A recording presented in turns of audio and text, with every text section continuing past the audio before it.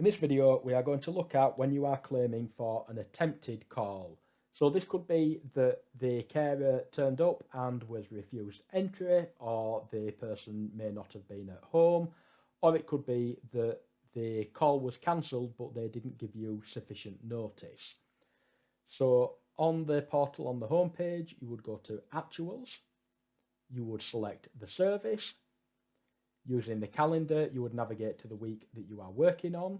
So we're using the 19th of June for this example, and it will detail the people planned to receive service within that week. So for this example, we will use Sid Waddell. So to make an amendment, you would click on the add/edit, and that will open up details of the planned service. So Sid was planned to receive 5 hours of single-handed service. So for this scenario, we'll imagine that all of the service was provided except for one 30-minute call, and that was because Sid refused to let the carer come in.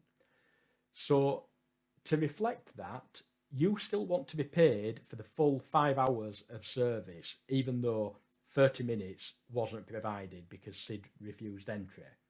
So you would leave the actual as the full planned 5 hours, but in the missed, you would need to record the 0.5 for the 30-minute call that you were unable to actually provide because Sid refused entry.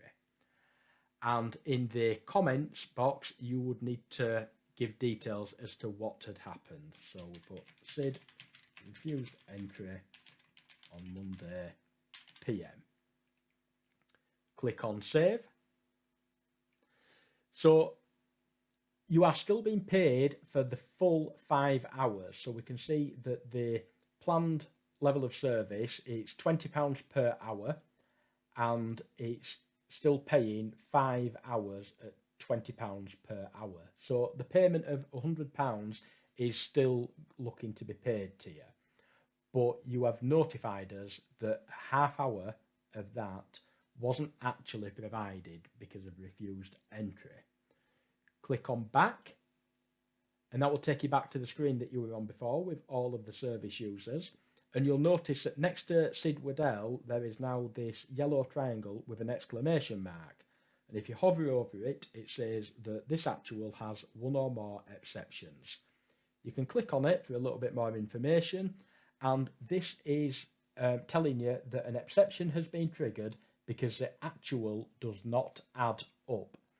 And the reason why it doesn't add up is because the plan was 5. You are claiming 5 in the actual, but you are reflecting a half hour in the missed.